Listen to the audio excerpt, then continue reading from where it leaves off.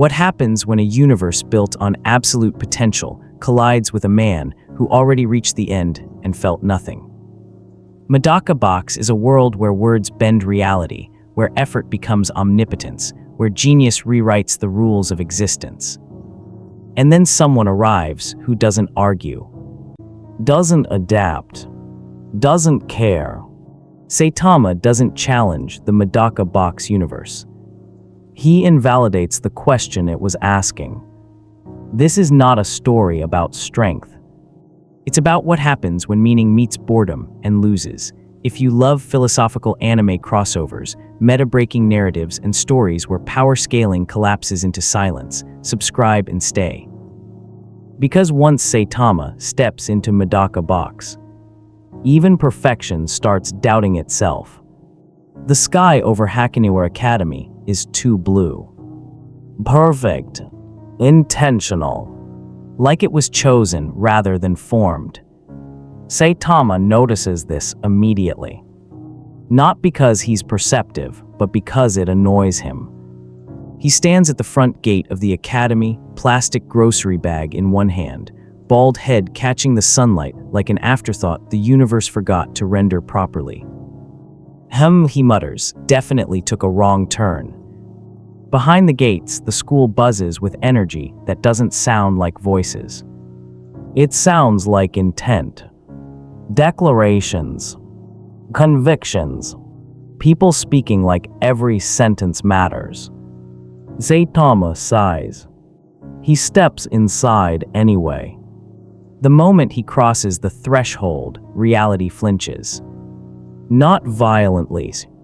Not dramatically.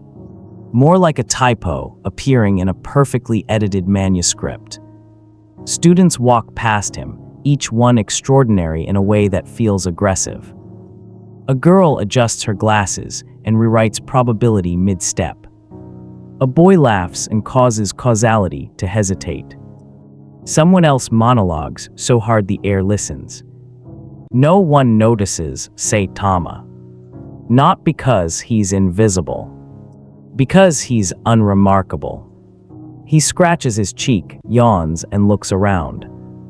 So this is a school, huh? A speech erupts nearby. A student stands atop a bench, voice ringing with authority and poetic exaggeration. In this academy, the student declares, those with talent must rule, ability defines worth, those without. Saitama keeps walking. He bumps into the bench. The speaker stumbles, speech collapsing mid-ideology. No. Saitama bows slightly, sorry. He walks on. The speech never recovers. High above, in a room designed less like an office and more like a throne, someone pauses mid-thought. Medaka Kurakami sits at her desk, posture flawless, presence overwhelming even in stillness. She feels it. Not powers. Not danger. A blank. A space where assumptions go to die. Her pen stops moving. That's strange, she says softly. Her secretary blinks, President. Medaka looks toward the window, eyes narrowing, not in suspicion but fascination. Someone entered the academy. The secretary laughs nervously. Of course they did, students do that every. No, Medaka interrupts gently. Someone entered incorrectly. Back in the courtyard, Saitama stops near a vending machine. He presses a button. Nothing comes out. He presses it again. Still nothing. No figures. The machine suddenly shakes. Lights flicker. A nearby student gasps. That vending machine was modified to reject unworthy users. Saitama leans closer. Oh, that explains it. He punches the machine once. Not hard. The machine explodes. Soda cans rain onto the ground. The students freeze. A silence spreads, not stunned, not awed. Confused. No ability activated. No declaration preceded it. No dramatic build-up. Just action. Unjustified. Saitama grabs a can, wipes it on his sleeve, and cracks it open. Score. Whispers ripple through the academy. That punch, was that a skill? No incantation. No metaphor. He didn't even name it. Someone activates an analytical ability. Data scrolls. Graphs form. Explanations attempt to exist. They fail. The result returns blank. Error subject cannot be categorized. Saitama drinks his soda, oblivious. Man, he mutters, this place is loud. Medaka stands now. The floor beneath her feet doesn't dare creak. Bring him to me, she says. The secretary hesitates. With respect, President Hu. Medaka smiles. The kind of smile that has ended arguments before they began. The one who doesn't belong to any sentence, she replies. A group of students intercept Saitama near the hallway. They strike poses. Names are spoken. Abilities hum in anticipation. You there, one says dramatically. State your classification. Saitama blinks, unemployed hero. Reality waits for the punchline. None comes. Another student steps forward, eyes glowing. You will acknowledge the hierarchy of this academy. Saitama scratches his head. Look, I'm just trying to get home before the sale ends. The student activates his power. Words attempt to bind Saitama's will. They slide off. Not resisted. Ignored. The student staggers. That's impossible. My ability forces acknowledgement. Saitama steps past him. Sorry, he says again. This time, the apology lands heavier than any threat. Medaka finally sees him. Not through cameras. Through awareness. Her heart skips, not in fear, but excitement. Someone who doesn't admire her. Someone who doesn't react. Someone who doesn't knight her perfection. She laughs. A clear, delighted sound. So that's it, she says, a normal man. Saitama exits through the back gate minutes later. No alarms. No pursuit. No climax. The academy remains behind him, unchanged on the surface, destabilized at its core. Students stand silently, grappling with a new idea. What if effort isn't everything? What if explanation isn't required? What if the strongest thing imaginable is someone who already finished trying? Saitama checks his grocery bag. Milk carton cracked. Discount. Time missed. Man, he sighs. He walks on, unaware that an entire universe has just realized something terrifying. Power means nothing. To someone who never needed a reason, explanation is the foundation of the Medaka Box universe. Everything here means something. Every ability has a thesis. Every victory has justification. Every failure becomes fuel for growth. So when something appears that refuses to explain itself, the system panics. Saitama doesn't notice this panic. He's standing near the edge of the campus, staring at a map board with too many arrows and motivational slogans. Why does every school here look like it's trying to convince me of something? He mutters. Behind him, the air tightens. Not physically, conceptually. A student activates an ability designed to force narrative clarity. Words shimmer in the air. Identify the anomaly. Define its origin. Assign meaning. The ability has worked on everyone before. Geniuses. Monsters. even meta-aware characters who knew they were fictional. It turns mystery into metaphor. It reaches for Saitama and finds nothing to grab. The words flicker, stutter, then vanish like a thought no one bothered finishing. The student staggers back, coughing. "That's impossible," he whispers. "Everything has an explanation." Saitama turns around. Huh. The student looks at him with wide eyes. "What are you supposed to represent?" Saitama thinks about it. Really thinks. "I dunno," he says finally. "A guy who missed a sale." The student collapses. Across the academy, abilities begin activating without permission. Analysis quirks. Meta-commentary skills. Powers designed to understand, label, and contextualize. All of them point toward the same anomaly. All of them fail. Not dramatically. Quietly. Like a database returning a blank field where a name should be. Medaka Kurakami stands on a balcony overlooking the chaos. She doesn't intervene. She observes. "This is fascinating," she says.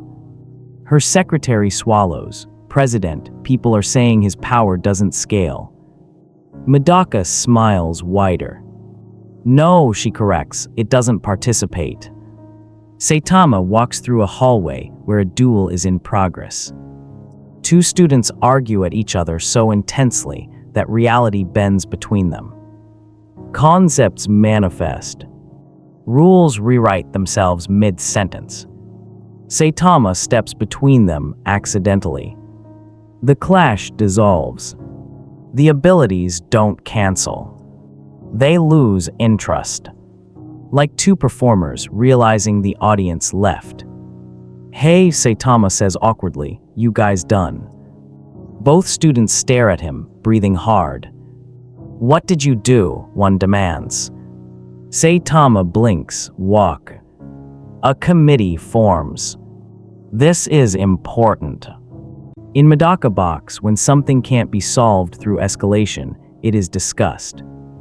They gather in a room layered with symbols, metaphors, and self-awareness. Abilities hum softly, ready to dissect. "He might be a parody construct," one suggests. "No, parody requires awareness," another counters. "What if he's a limit breaker?" Impossible. Limits are defined concepts. A silence falls.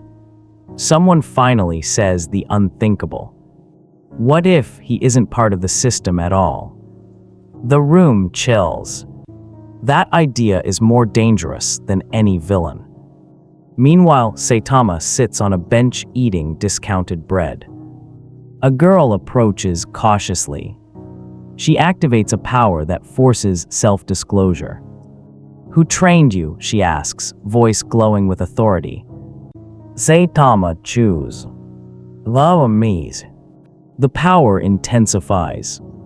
"How did you gain strength?" "Push-ups, sit-ups, running." The ability strains.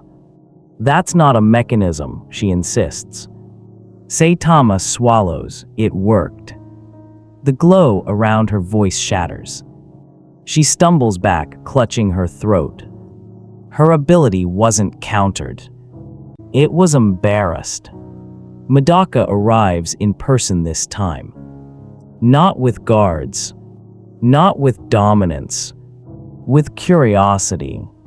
She stands a few steps away from Saitama, studying him like a puzzle that refuses to acknowledge it's one. "Hello," she says brightly. "I'm Medaka." Saitama nods. Saitama. No honorifics. No narrative tension. Medaka feels it clearly now. He isn't resisting her presence. He isn't submitting. He's unaffected. "What do you want?" she asks. Saitama considers. "To go home," he answers honestly. Medaka laughs, not mockingly, genuinely. That's not a goal, she says. It is to me. The universe waits for escalation. None comes. She tries another angle. In this academy, Medaka explains, everyone has a role, a reason, a function. Saitama looks around. Seems tiring. Something cracks. Not the ground.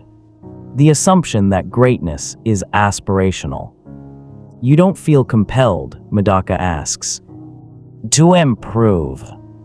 To surpass. To matter. Saitama shrugs. I already did that. The words land like a meteor, wrapped in boredom. Medaka's smile fades, not into anger, but contemplation. Already did. Past tense. A universe obsessed with growth doesn't know what to do with someone who already finished. Behind the scenes, abilities scream. Narrative engines fail to escalate. Meta characters feel a PR. Lasher they can't articulate. If Saitama's power has no metaphor, then maybe power never needed one. Medaka bows her head slightly. Not in defeat. In acknowledgement. You don't belong here, she says. Saitama nods. Yeah, I noticed. But while you're here, she continues, eyes sharp, you're forcing everyone to confront something uncomfortable. What's that? That explanation might be a crutch. Saitama scratches his cheek. Never thought of it that way. He stands. Well, good luck with that. And with that, he leaves. No ripple. No climax. But behind him, a universe that prides itself on understanding realizes a horrifying truth. If something doesn't need to explain itself, then maybe explanation was never power. Laughter breaks the tension before fear does. Not polite laughter. Not surprised laughter. The kind that sounds like someone finally got the joke. Misogi Kumagawa is leaning against a railing when he hears about the bald man. No data. No explanation. No metaphor. Just results. Kumagawa's grin stretches too wide. Oh, he says softly, that's bad.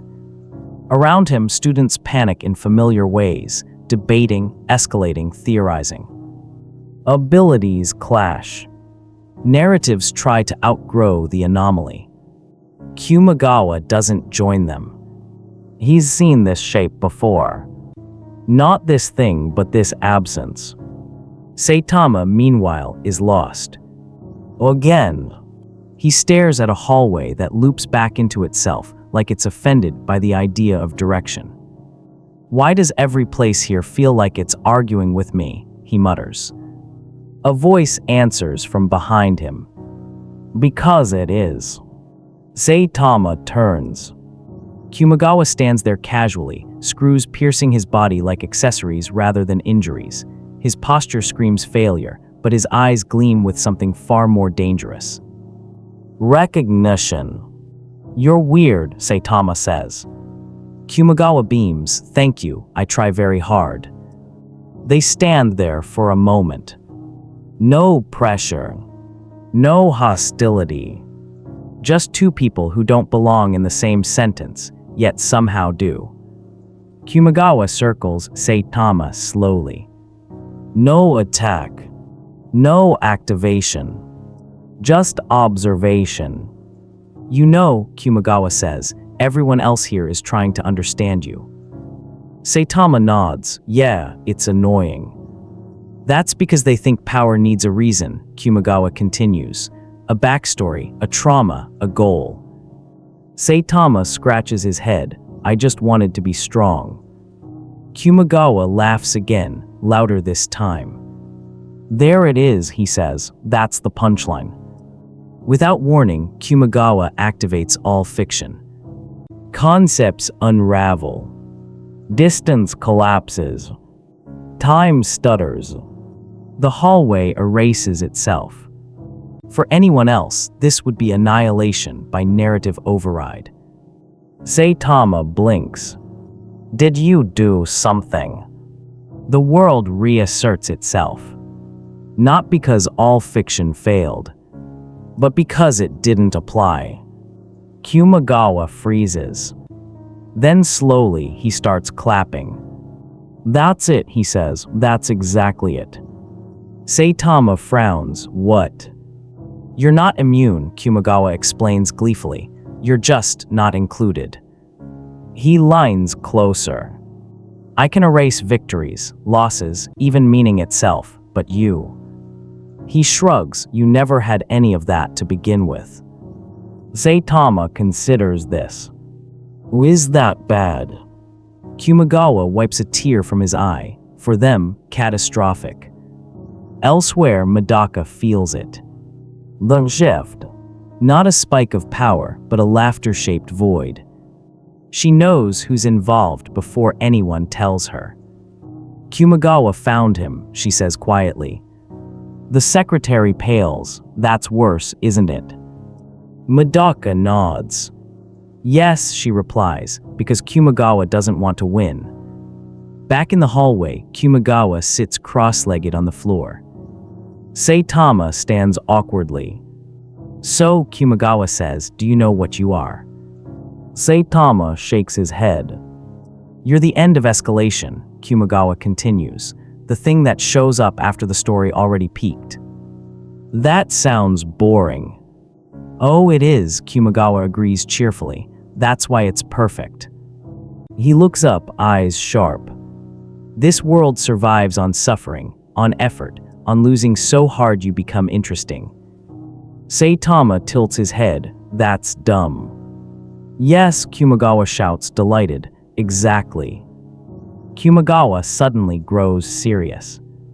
A rare thing. You scare them, he says, not because you're strong, but because you don't care if you matter. Saitama thinks of sales flyers, missed discounts, empty apartments. I kinda do, he says, just not about this. Kumagawa smiles sadly. That's the difference, he replies. They need the universe to acknowledge them, you don't. For the first time, Kumagawa hesitates. He could erase Saitama. Not physically, conceptually. Remove him from relevance. But something stops him. If I erase you, Kumagawa admits, nothing improves, the joke just disappears. Saitama shrugs, up to you. That indifference hits harder than any counter. Kumagawa stands. You know what the worst part is, he says. You didn't come here to ruin anything. Nope. You just exist, Kumagawa finishes, and that's enough. Medaka arrives seconds later.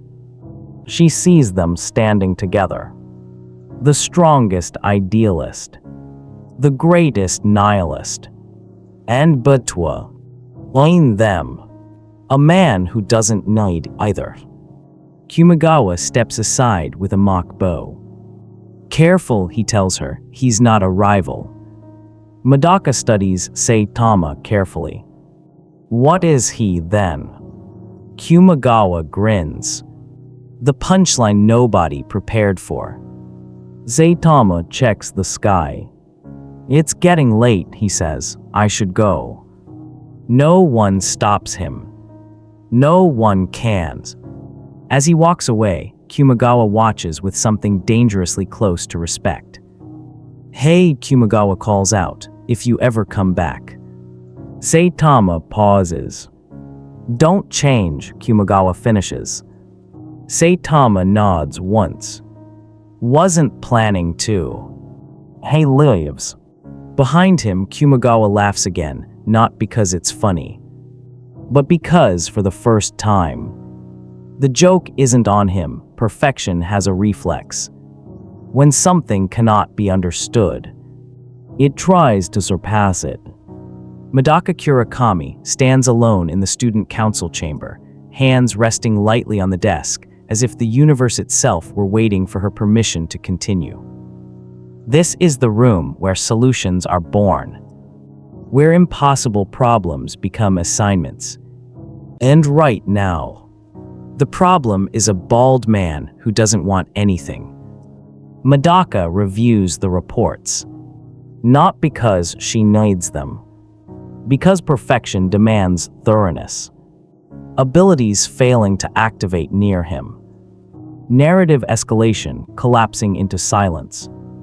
Meta-aware students experiencing existential discomfort. And one line written hastily in the margin. Subject does not respond to admiration. Medaka exhales slowly. Admiration is gravity in this world. It pulls effort upward, turns failure into fuel, transforms pain into progress. Without it, there is no ladder to climb. Interesting, she murmurs. Elsewhere on campus, Saitama is sitting on the steps eating bread. Again, he's lost count of how many hours he's been here. Time behaves strangely in this place. Too intentional. A shadow falls over him. He looks up. Medaka stands there now, not as an icon, not as a symbol. As a person. Saitama, she says calmly. He nods. Medaka writes. No title. No reverence. Her heartbeat stutters. She sits beside him. The academy holds its breath.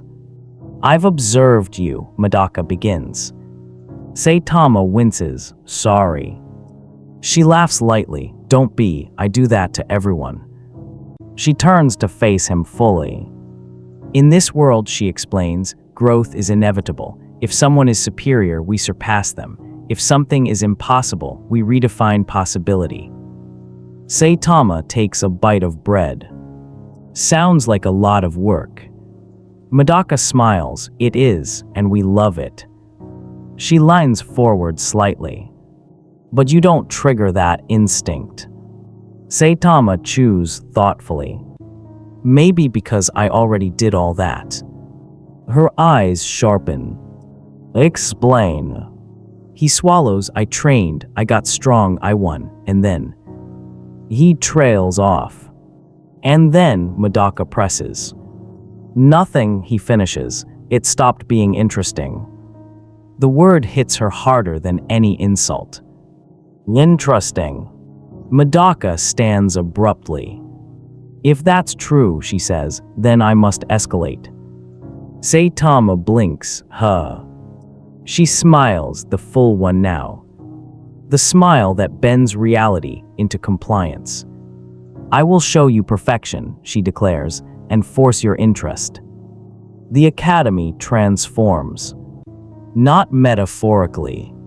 Literally. Rules sharpen. Abilities synchronize. Potential skyrockets. Students evolve mid-step.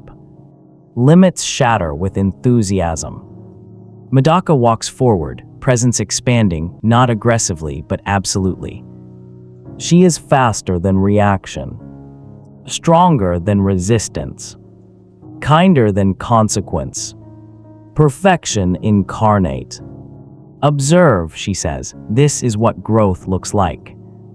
Saitama watches. Oh, he says, cool. That's it. No challenge. No spark. The escalation hits him like a breeze. Medaka attacks. Not violently. Educationally. A strike calculated to inspire adaptation. Saitama blocks it casually. The impact sends shockwaves through the campus. Buildings crack. Students cheer. Again, Medaka commands, excitement rising. She strikes harder. Vaster. Smarter. Every blow perfect. Every movement a lesson. Saitama blocks them all. Not effortlessly. Carelessly. Like someone swatting away flies. Are you done? He asks politely. The cheering dies. Medaka pauses. Something is wrong. Not with her technique. With the feedback. Normally, escalation creates response. Rivalry. Determination. Narrative tension. Saitama offers none. You're not adapting, she says slowly. Saitama tilts his head. To what? The question cuts deep. She escalates further. Beyond genius. Beyond omnipotence. Into conceptual authority. The academy strains under the weight. Reality itself bows. I am everything you could become, Medaka declares. Saitama squints. No. One word. No malice. No defiance. Just rejection. Medaka feels it then. Not defeat. Irrelevance. For the first time in her existence, her perfection is not a challenge. It's optional. You're not impressed, she whispers. Saitama shrugs. I've seen stronger.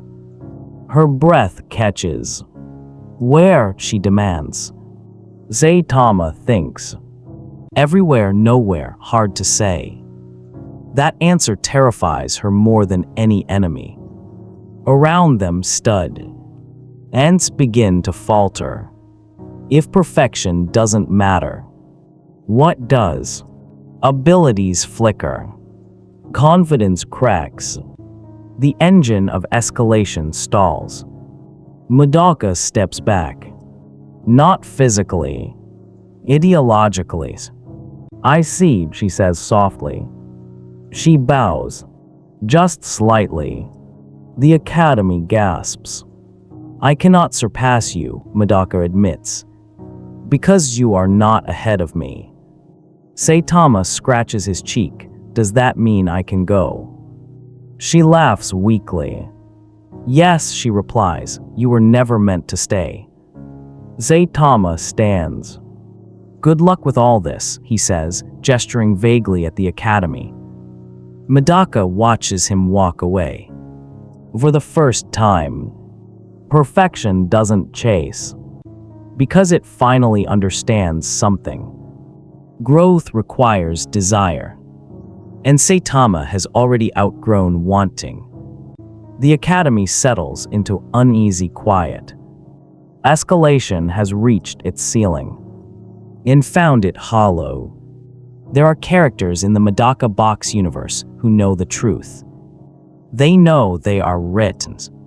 They know suffering exists because it is interesting.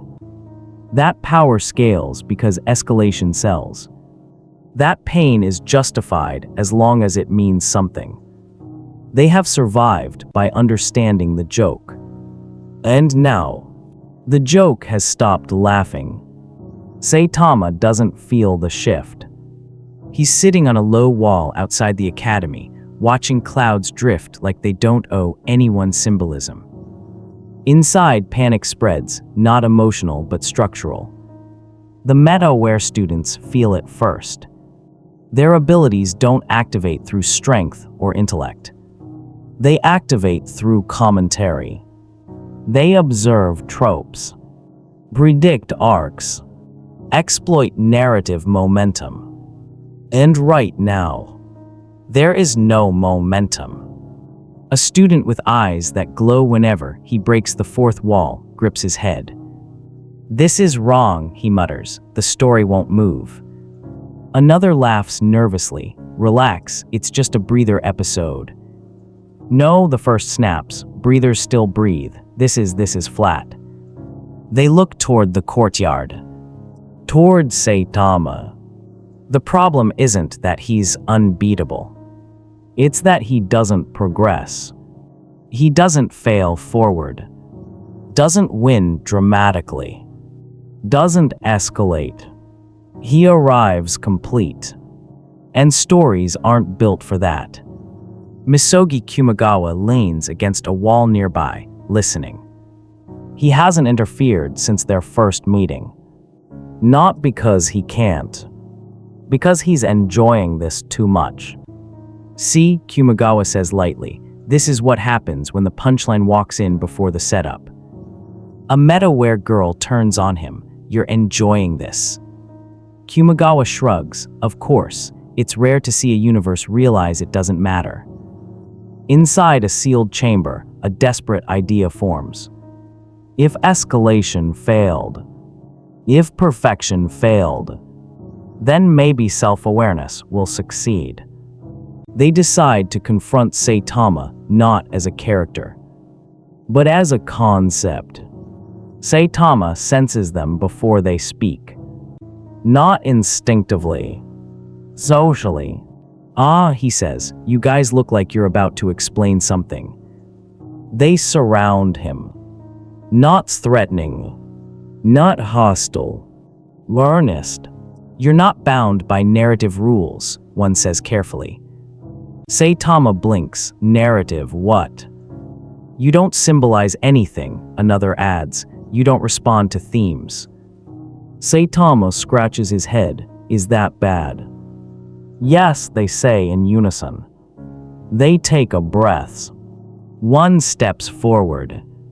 We know we're fictional, he says. We know conflict exists for growth, for meaning. Saitama nods politely, like someone listening to a sales pitch. And you, the student continues, you exist without needing meaning. Saitama thinks. I still like sales. Silence. That wasn't defiance. That was sincerity. They try again. If you don't need meaning, the girl says, then effort becomes pointless. Saitama frowns. Effort isn't pointless, it's just optional. That lands wrong. Wrong in a way no attack ever has. Optional. That word dismantles the entire ecosystem. Medaka Kurakami watches from a distance. She understands what they're attempting. And she already knows it won't work. You can't out-meta someone who never cared about being a character. The students activate their abilities. Not to fight. To frame. They try to trap Saitama in commentary. Labels appear in the air. Parody character. Deconstruction device. Endgame symbol. The labels float toward him. And slide off. Not rejected. Ignored. Like spam emails no one opens. Why isn't it working? Someone whispers. Kumagawa chuckles, because you're trying to explain him to himself. One student panics. If you don't play your role, she snaps at Saitama, the story collapses. Saitama looks genuinely concerned.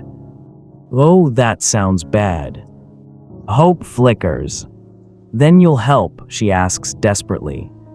Saitama considers. Probably not. The hope dies instantly. But don't worry, he adds, stuff usually works out. That's not reassurance. That's apathy dressed as optimism. The meta-aware group feels it. For the first time, they are not essential. Their awareness doesn't grant leverage. It doesn't make them special. It doesn't even make them interesting. Saitama stands. Well, he says, stretching, I think I'll head out. Wait, someone cries. If you leave, what happens to the story? Saitama pauses. Turns back. Thanks. I dunno, he admits. Guess you'll have to find out. And with that, he walks away. The aftermath is worse than destruction. No explosion. No climax. Just uncertainty. The meta-aware students sit in silence. If the story doesn't knight them, then why did it ever pretend to? Kumagawa watches Saitama disappear beyond the gates. His smile fades into something rare. Respect. Wow, he mutters. He didn't even steal the spotlight. Medaka joins him. He didn't knight it, she says softly. Far away, Saitama checks the sky. The clouds look normal again. Good. No metaphors. No pressure. Just weather. He smiles faintly. Man, he says to no one, that place was exhausting. Behind him, the Medaka Box universe reels. Not because it was defeated, but because it learned something unbearable. Awareness isn't freedom. Power isn't meaning. And stories don't need permission to end. Rules exist to be tested. In the Medaka Box universe, rules are not fixed laws. They are temporary agreements reality makes with ambition. When power fails, when perfection fails, when meta-awareness fails, the universe does the only thing it has left. It rewrites itself. Medaka Kurakami feels the shift before anyone names it. It isn't violent. It's administrative. Like a system update applied mid-existence. Students pause mid-step. Abilities flicker, then recalibrate. Concepts tighten their definitions. A new rule settles into place. All phenomena must be interpretable. Medaka closes her eyes. So that's the decision, she murmurs. On the far edge of campus, Saitama stops walking. Not because something attacks him. Because the sidewalk changes. The concrete beneath his feet becomes deliberate. Each crack aligns into geometry. Each shadow sharpens into meaning. He squints. He says, feels organized. A student appears nearby, eyes glowing with the authority of newly installed logic. Reality has updated, the student announces proudly. Everything now follows explainable structure. Saitama nods slowly. And cool. The student frowns. You should feel constrained. Saitama takes a step. Nothing happens. He takes another. Still nothing. The rule watches him and hesitates. In the council chamber, alarms don't blare. They clarify. Data streams in not numbers, but definitions. Power must have cause. Strength must imply process. Outcomes must reference effort. The universe is doing what it always does when confronted with contradiction. It's trying to categorize the anomaly out of existence. Misogi Kumagawa laughs quietly from a corner. Oh no, he says, they're doing the worst thing possible. Medaka doesn't look at him, trying to win. No, Kumagawa replies, trying to be right. The first enforcement wave hits. A group of students manifest a field. Not a weapon, not an abilities. A rule engine. Inside it, actions demand justification. Saitama steps into the field. The air hums. State your method. Saitama blinks. Method for what? For strength. He thinks. Training. The field tightens. Specify mechanism. Muscles. Specify limits. Saitama frowns. I don't really. The field surges, trying to force a sailing. The ground cracks. The students cheer.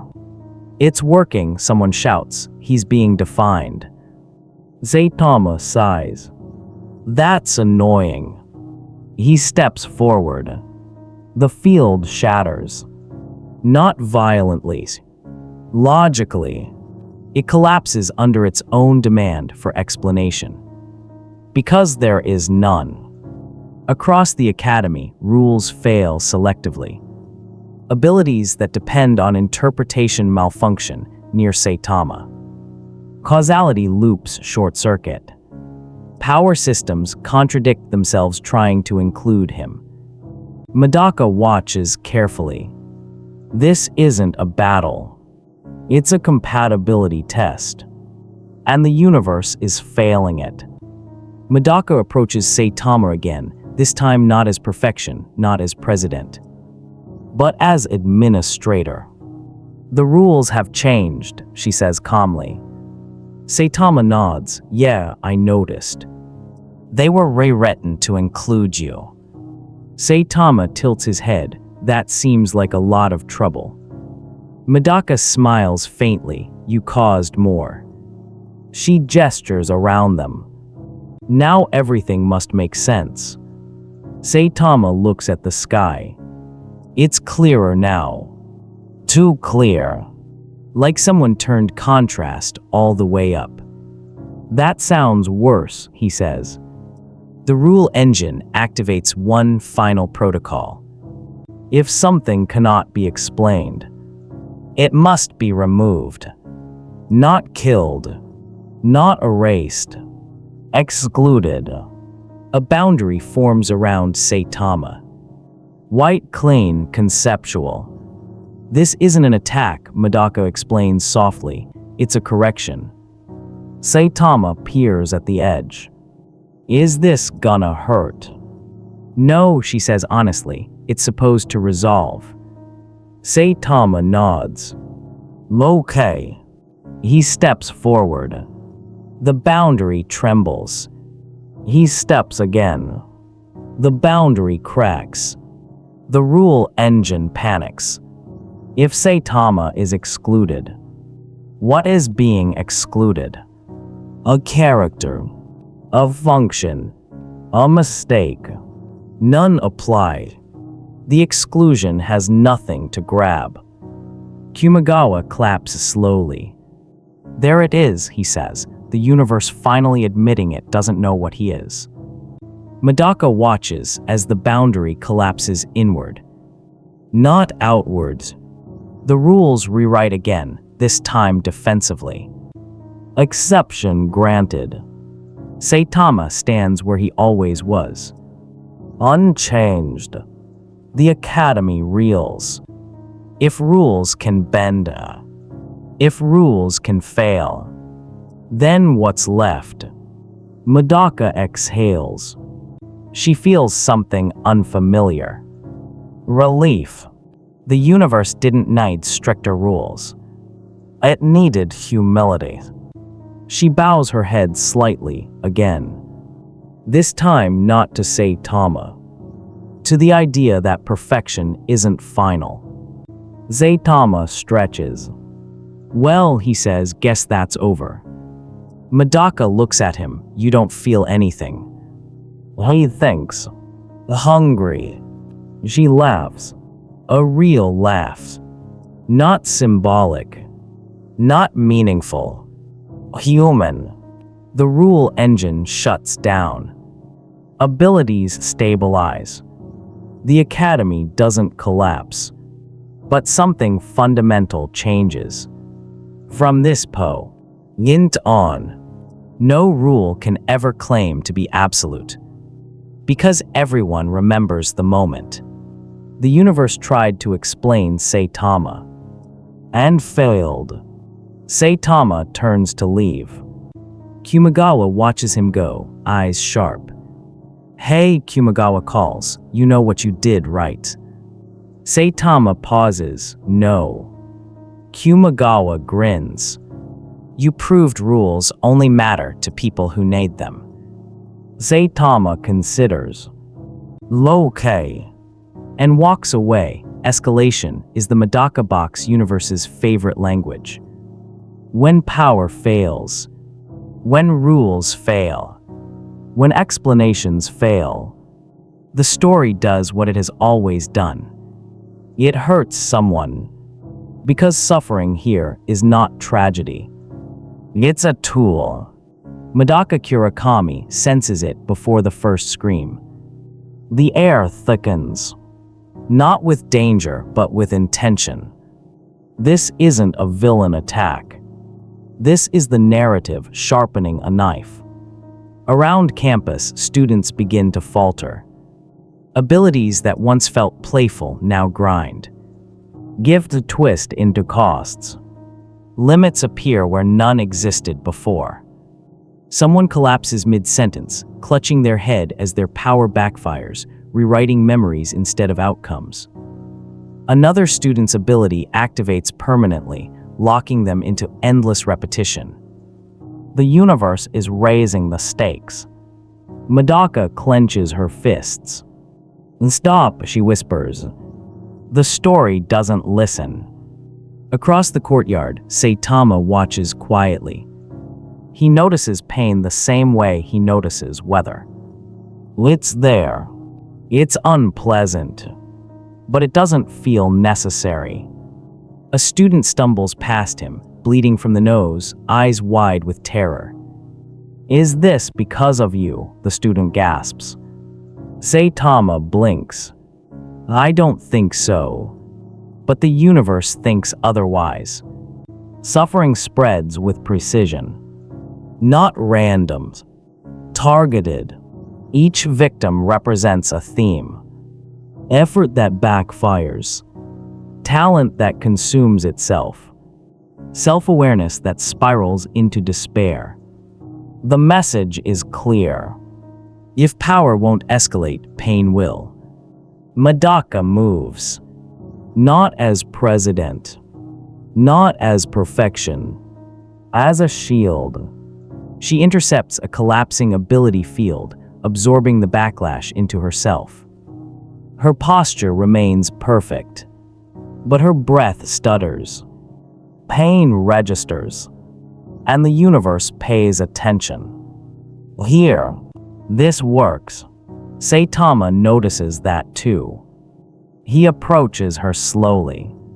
"You don't have to do that," he says. Medaka smiles through strain. "I do." "Why?" "Because this world believes meaning is earned through suffering." She staggers but steadies herself. "If I can endure it, maybe it will stop." Saitama frowns. "That sounds dumb. Not cruel. Not dismissive. Just confused." The universe escalates again. A student's ability manifests as self-sacrifice. Each activation shortens their lifespan. Another's rewrites probability by exchanging happiness for success. The campus becomes a ledger of losses. The story is screaming now. Care. Hurt. Respond. Misogi Kumagawa watches from the steps, expression unreadable. "Ah," he murmurs, the classic move. Medaka looks at him sharply. "You think this is funny?" "No," he says softly. "I think it's desperate." Saitama glances between them. "Is this normal?" Kumagawa laughs bitterly, only when the universe feels threatened. Medaka steps forward again, too far this time. She absorbs another backlash. Her knees buckle. The perfect being falters. Gasps ripple through the crowd. This is it. This is the crescendo. Suffering has finally found a target that matters. The universe lines in. Saitama catches her before she hits the ground. It's instinctive. Unceremonious. He holds her like a person, not a symbol. "Hey," he says, "you okay?" Medaka looks up at him, eyes unfocused. "It hurts," she admits. Saitama nods. "Yeah, that happens." The universe waits. This is the moment. This is where he should rage. Or despair. Or declare meaning. He does none of it. Instead, Saitama stands. Gently sets Medaka aside. And looks around. Really looks. At the suffering. At the expectation. At the manipulation. "Oh," he says quietly. "So that's the trick." The escalation pauses. Confused. This wasn't the response it calculated. Saitama cracks his neck. You're trying to make me care by hurting people. Silence. That's messed up. He steps forward, not toward an enemy. Toward the idea. The ground doesn't shake. The sky doesn't darken. There is no attack. Saitama simply speaks. I don't need pain to care. The words land like a glitch. Abilities falter. The suffering engine hesitates. Because the universe only knows two levers. Power, pain, and Saitama has rejected both. Medaka watches, stunned. No one else ever said that, she whispers. Saitama shrugs. I mean, if you need to hurt someone to matter, maybe you don't. The universe recoils. Not from force, from disinterest. Kumagawa's eyes widen. Oh, he breathes, that's it. Medaka looks at him. What? He's not immune to suffering, Kumagawa says. He's uninterested in its authority. The suffering protocols collapse. Not dramatically. Quietly. Like a machine realizing it's obsolete. Students stop screaming. Abilities normalize. Pain drains out of the air. Medaka stands again. Slowly. She looks at Saitama with something new. Not admiration. Not rivalries. Recognition. You didn't overcome suffering, she says. Saitama scratches his head. Was I supposed to? No, she replies, you invalidated it. The universe retreats. Escalation aborted. For the first time, a Medaka Box arc ends without a climax. No winners. No lesson paid for in blood. Just a stopping. Saitama turns to leave. Again. This place is weird, he says. You guys should maybe talk things out more. Medaka smiles, small, tired human. Maybe we will. Kumagawa watches him walk away. For someone so strong, he mutters, he's terrifyingly gentle. Medaka nods. Because he doesn't need pain to prove anything. The campus breathes. And somewhere deep in the structure of the story, a core assumption fractures. Suffering is not mandatory. There's a fundamental rhythm to storytelling that audiences understand instinctively, even if they've never studied narrative structure. It's the promise that things will get bigger, more dangerous, more complicated as the story unfolds. The first challenge introduces the rules. The second challenge tests those rules. The third challenge breaks them entirely, forcing characters to evolve or perish. This escalation is the engine that drives serialized storytelling, particularly in shonen manga, where each arc must somehow surpass the previous one in scope and spectacle. Medaka Box understood this principle intimately, building its entire narrative architecture around the concept of progressive escalation. It started with simple student council problems, then introduced abnormalities that defied human limitation, then minus abilities that negated those abnormalities, then styles that transcended minus abilities, and finally metafictional concepts that acknowledged the manga itself as a constructed reality. Each layer added complexity and raised the ceiling of what was possible within the story's universe. The series became a meditation on escalation itself, constantly asking what comes next, and finding increasingly abstract answers. But here's the problem with introducing Saitama into this carefully calibrated system of ascending impossibilities. He represents the end of escalation before it can even begin. He is the ultimate answer to every question the narrative might pose, the final boss encountered in the tutorial stage, the heat death of the universe occurring at its moment of creation. When Saitama arrives in the Medaka Box universe, he doesn't just cap the power scaling, he retroactively invalidates the entire progression that made the series distinctive. Every conflict resolution in Medaka Box relied on the implicit understanding that there was always something beyond the current challenge. Medaka defeats Auto because she surpasses abnormalities through sheer will. Kumagawa develops all fiction because conventional power couldn't compete with Medaka's natural perfection. Ihiko exists as an ultimate negation because even reality-warping abilities needed a counter. The series built a ladder of escalating concepts, each rung necessarily stronger than the last. Saitama doesn't climb this ladder. He doesn't need to. He exists in a state of completion that renders the ladder meaningless. When faced with Ihiko, the character explicitly designed to be immune to all abilities and powers, Saitama would simply punch him and win. Not because of some clever narrative trick or newly developed technique, but because that's what Saitama does. He resolves conflicts through overwhelming, inexplicable strength that requires no justification or character development to access. The entire philosophical framework that Medaka Box constructed around the nature of strength, talent, and potential collapses when confronted with someone who has already reached the destination everyone else is traveling toward. This creates a narrative paradox that's fundamentally unsolvable within traditional storytelling structures. Medaka Box's characters derive meaning from their struggles against increasingly impossible obstacles. Zenkichi's entire arc revolves around his determination to stand beside Medaka despite being fundamentally ordinary in a world of extraordinaries. His growth comes from finding ways to contribute when outclassed, from developing clever strategies and unshakable loyalty that have value beyond raw power. But what does that character arc mean in a universe where Saitama has already demonstrated that all obstacles are equally trivial? How does Kumagawa's all fiction, an ability to erase anything from existence including his own death, maintain narrative weight when Saitama can achieve identical results through physical force alone?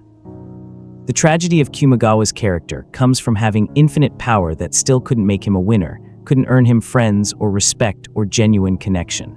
That tragedy requires a universe where power has limits, where even reality warping has costs and end sequences. Saitama's presence suggests a universe where power has no limits and no costs, where being strong enough simply solves all problems without requiring personal growth or sacrifice. The escalation problem becomes even more acute when we consider how Medaka Box used its power progression to explore thematic ideas. The abnormalities weren't just combat abilities. They were expressions of human excellence taken to supernatural extremes. They represented the idea that talent and dedication could transcend normal limitations. The minus abilities were psychological wounds given form, the notion that trauma and negativity could become their own kind of power. The styles were martial philosophy, made manifest, different approaches to combat and existence itself. Each escalation tier had conceptual weight beyond its functional power level. Najumi's ability to control 100 styles simultaneously wasn't just impressive because of its versatility. It represented a character who had mastered every possible approach to conflict and found them all insufficient for true satisfaction. These concepts matter because they're explored in a universe where they have consequences, where characters must grapple with what their powers mean and cost. Saitama's power has no thematic depth. It's not a philosophy or a psychological expression or a representation of effort. It's just strength, infinite and inexplicable, achieved through a training regimen that's deliberately portrayed as mundane and insufficient to explain the results. What happens to a story when its escalation ladder leads nowhere? When every rung is equally beneath the ultimate power level that's been introduced? The immediate answer is that conflicts lose stakes entirely. When Medaka faces the Flask plan, the tension comes from uncertainty about whether even she can overcome a conspiracy backed by the Academy's most brilliant minds and powerful abnormals. When she confronts the 13 Party, we genuinely don't know if her perfection will be enough against opponents specifically designed to counter her strengths. These questions drive engagement. They make readers invest in outcomes. But if Saitama is present, every conflict has a predetermined resolution. He shows up and ends it. The dramatic question shifts from can our heroes win to will Saitama arrive in time, or will Saitama care enough to intervene? These are fundamentally less interesting questions because they remove agency from the established cast. The characters we've followed and grown attached to become irrelevant to their own story's resolution. Their growth doesn't matter. Their strategies don't matter. Their emotional stakes don't matter. Only Saitama's whims matter, and Saitama is characterized by his apathy toward challenges. This creates a second-order problem, where the narrative must artificially separate Saitama from conflicts to maintain any tension. Maybe he's fighting someone else. Maybe he's grocery shopping. Maybe he simply doesn't know about the crisis occurring 3 buildings away. But these contrivances become increasingly obvious and frustrating. The audience knows there's an omnipotent solution to every problem, so watching characters struggle feels pointless rather than dramatic. It's like watching someone slowly solve a math problem while knowing there's a calculator in the next room. The effort becomes theater rather than genuine challenge. Medaka Box's characters would be reduced to stalling for time until the real protagonist arrives, or worse, to creating problems that specifically exclude Saitama through increasingly convoluted circumstances. The student council elections arc wouldn't be about political maneuvering and philosophical debates about leadership. It would be about making sure Saitama doesn't just punch away the opposing candidates. The battles against Kumagawa wouldn't explore the tragedy of someone who can erase anything except his own fundamental loser status. They'd be about keeping Saitama distracted while Kumagawa threatens the school. The metafictional aspects of Medaka Box make this escalation problem even more pronounced. The series eventually acknowledged its own nature as manga, with characters discussing their roles as protagonists and antagonists, debating the purpose of their story's existence. Ajamu Najimi exists as a character who has lived for 3 trillion years and mastered 12 quadrillion abilities, yet explicitly states she cannot defeat the protagonist because that's not how stories work. This metafictional framework allows Medaka Box to discuss the nature of escalation itself, to question what it means to be strongest in a narrative context. Characters understand that they exist in a story with certain rules and expectations. Iehiko serves as a meta-commentary on characters who break narrative conventions, who refuse to be defeated through the standard shounen progression of effort and willpower. These discussions have meaning because they occur within a universe that takes its own escalation seriously. The characters are genuinely grappling with the constraints and possibilities of their fictional existence. But Saitama comes from a universe where the central joke is that escalation doesn't matter. His story is explicitly about undercutting the typical shounen progression. Introducing him into Medaka Box doesn't create interesting metafictional dialogue, it ends the conversation entirely. It's like having a debate about the best methods of climbing a mountain and someone pointing out that helicopters exist.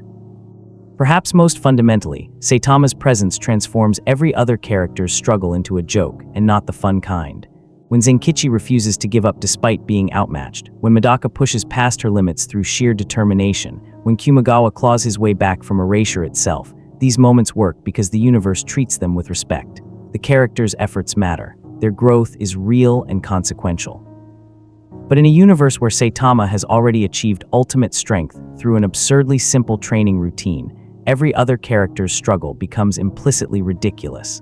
Why is Medaka working so hard to overcome her limitations when someone became infinitely stronger by doing push-ups and running? Why does Zenkichi agonize over his weakness when the solution is apparently just basic exercise?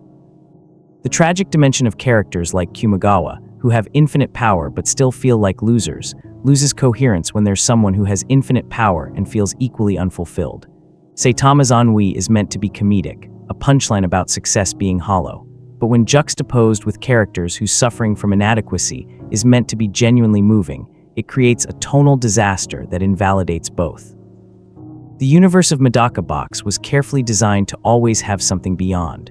No matter how powerful a character became, there was always another level, another concept, another impossibility waiting to be confronted.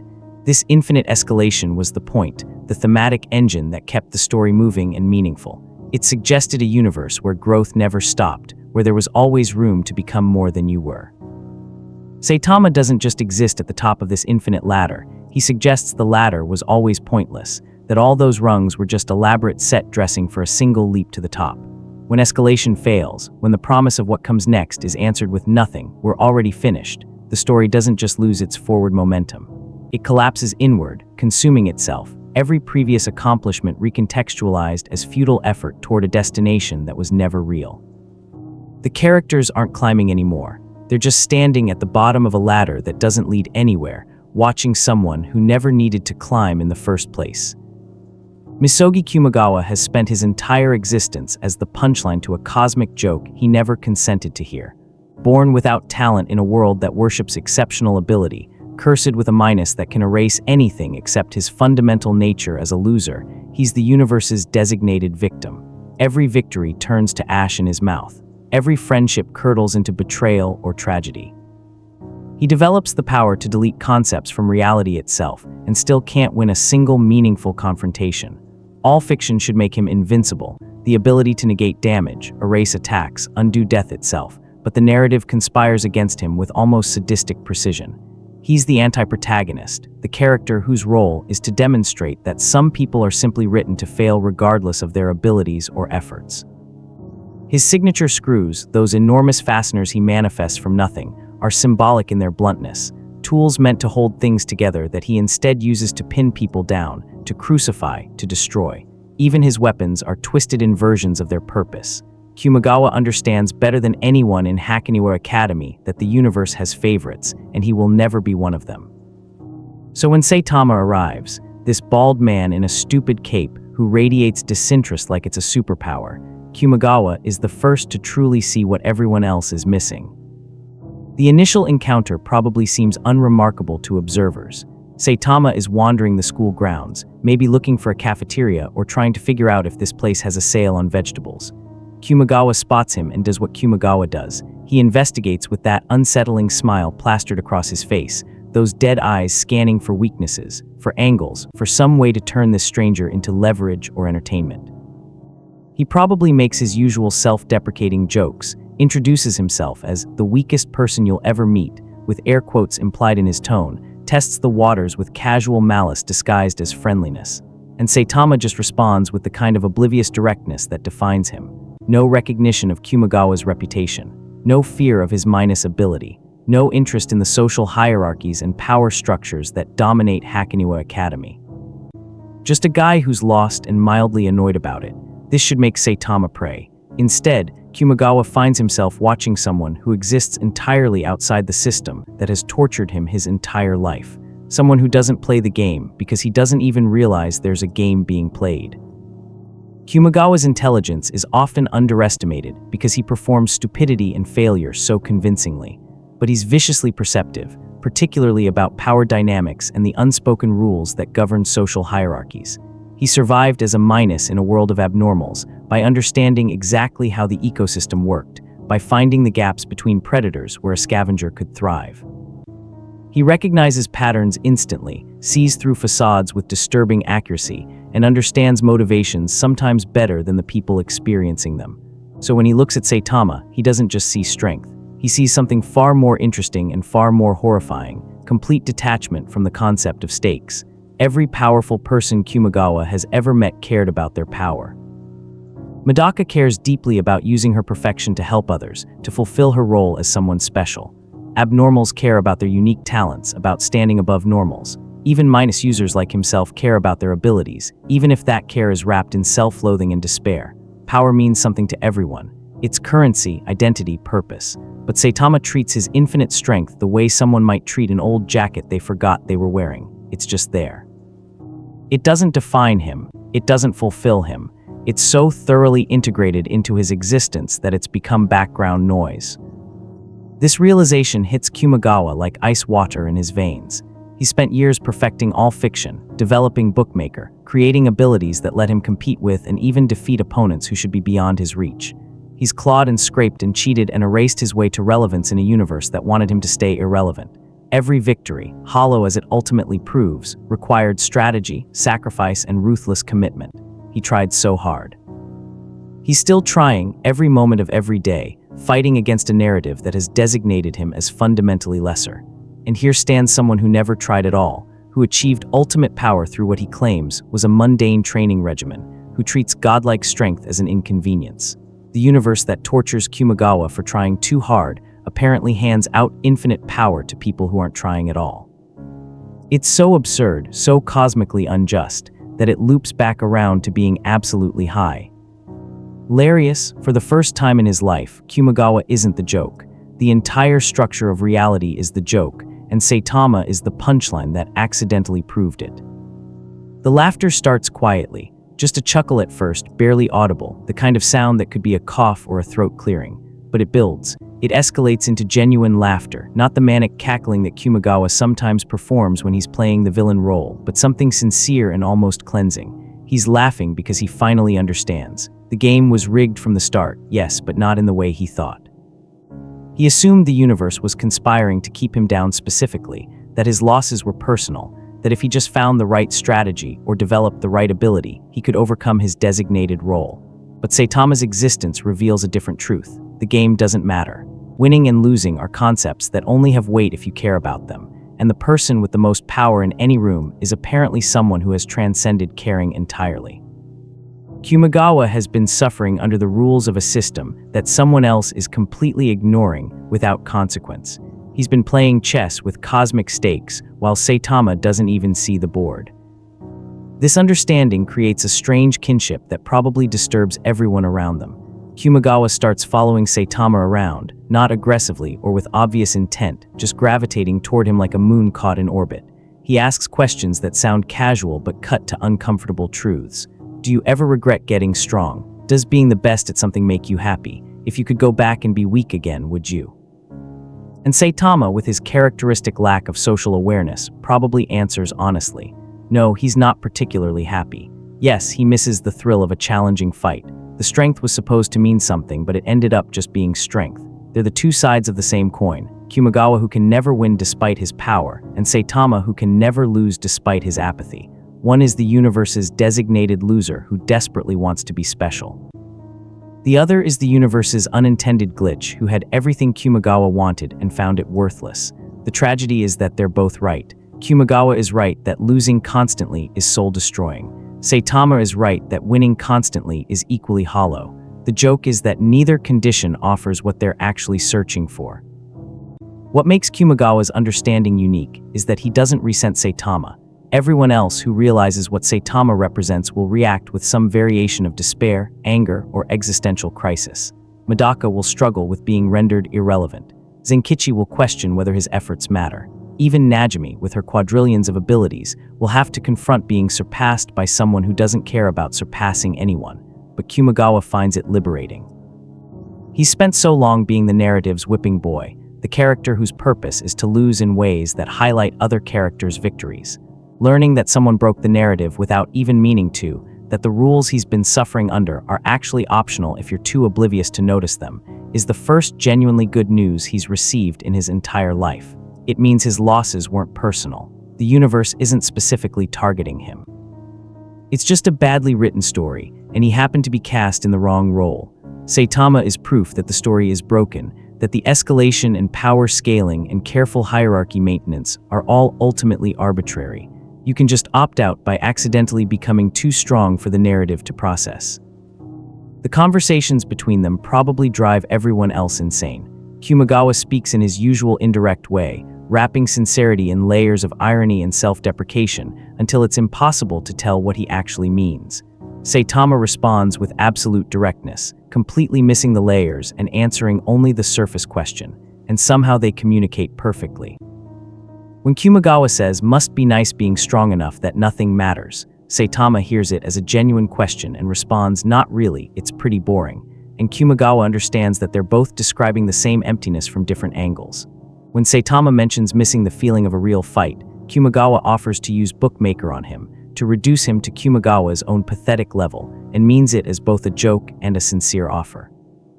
Saitama probably declines because he doesn't understand what Bookmaker does, and Kumagawa laughs because of course the one person who might actually benefit from being weakened is too oblivious to realize it's an option.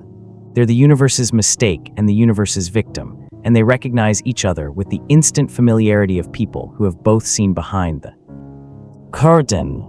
This understanding manifests in how Kumagawa treats the escalating crisis around Saitama's presence. While everyone else is trying to figure out how to challenge him, how to compete with him, how to maintain narrative relevance in a story that suddenly has an invincible protagonist who doesn't want to be a protagonist, Kumagawa just watches with detached amusement. He's not trying to win anymore. He's not trying to prove himself or overcome his weakness or change his fundamental nature. He's just observing the chaos of people desperately trying to matter in a situation where mattering has become optional.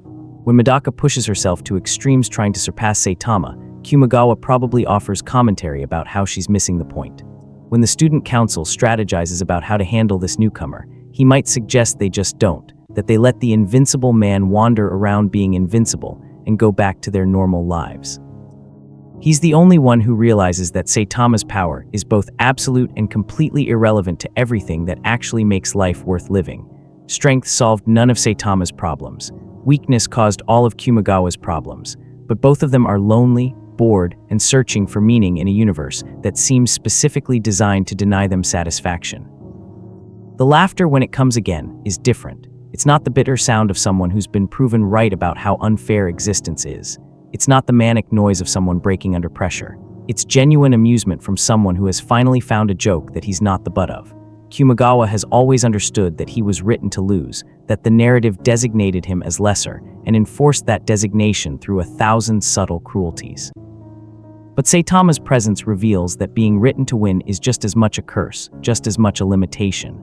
The universe doesn't have favorites after all. It just has characters it's screwing over in different ways. Medaka is cursed with perfection that isolates her. Kumagawa is cursed with failure that defines him. Saitama is cursed with success that satisfies nothing. They're all prisoners of their designated roles, but at least Kumagawa and Saitama know they're in prison. Everyone else is still pretending the bars are invisible or that climbing them means something. For once in his life, Kumagawa isn't the joke. He's just the first one to get it, and that's almost the same as winning.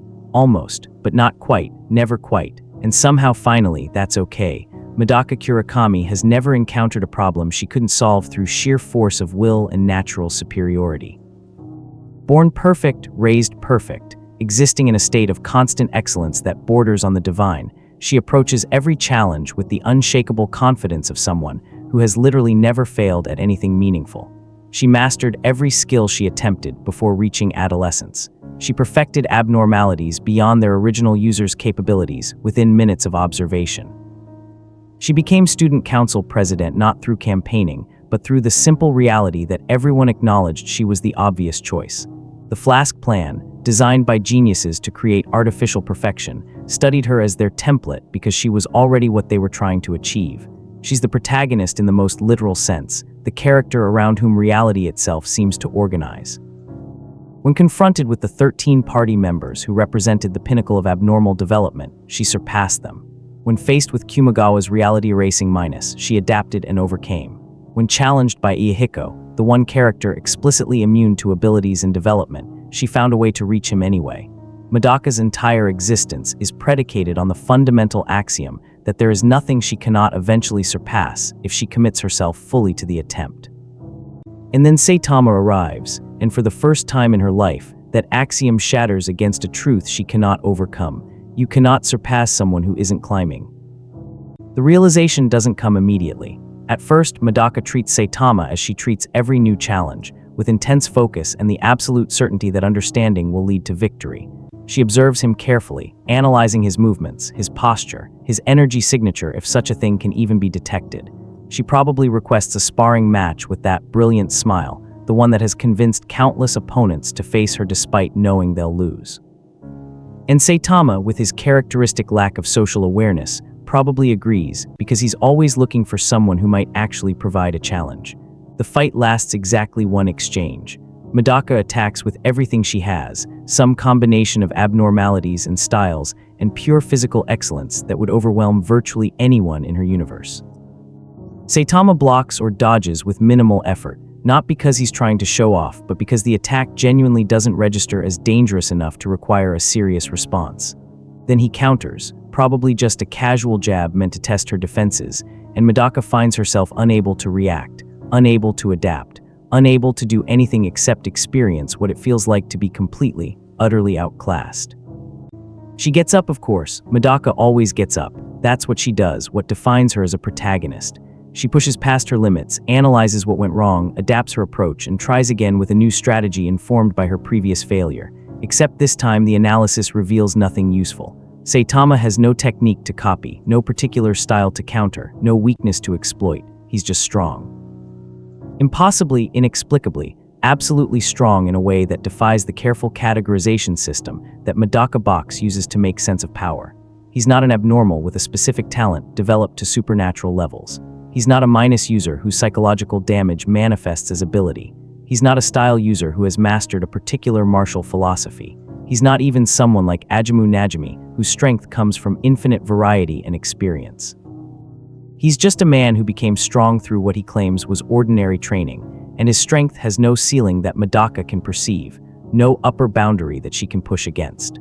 For someone whose entire approach to life involves identifying limits and then transcending them, encountering something with no discernible limit to transcend is like trying to climb a ladder that exists in a different dimension. The second attempt goes the same way, so does the third. Medaka tries different approaches: pure speed, overwhelming force, copying abilities from other powerful individuals and combining them in novel ways. She might even request assistance from others, something she rarely does because she rarely needs to. Zenkichi probably offers some encouraging words about how she'll figure it out like she always does. Kumagawa might show up to watch with that knowing smile, already understanding what Medaka hasn't yet accepted. She pushes herself harder than she ever has, activates the end to copy Saitama's strength, and discovers that there's nothing to copy. His power isn't a technique or ability. It's just a state of being, and states of being cannot be replicated through observation. She tries War God mode, channeling pure destructive intent without the limitations of technique. Saitama tanks it without visible damage. She might even attempt something desperate, combining every ability she's ever learned into a single overwhelming assault that should be able to at least make him acknowledge her as a threat. And Saitama probably compliments the light show while remaining fundamentally unbothered, not out of cruelty, but because he genuinely doesn't realize how devastating his imperviousness is to someone who has never experienced insurmountable obstacles. The admission comes quietly, not in the heat of battle, but in its aftermath. Maybe in the student council room, surrounded by the people who have watched her overcome every impossibility, who have come to rely on her perfection as a fundamental constant of their reality. Medaka sits in her president's chair, and for the first time anyone can remember, she looks genuinely uncertain. Not defeated, Medaka is constitutionally incapable of accepting defeat, but uncertain, which might actually be worse. Defeat implies a competition where she came up short. Uncertainty means she doesn't even understand the parameters of what she's facing. She probably tries to frame it analytically at first, discussing Saitama's abilities in the detached tone she uses when solving particularly complex problems.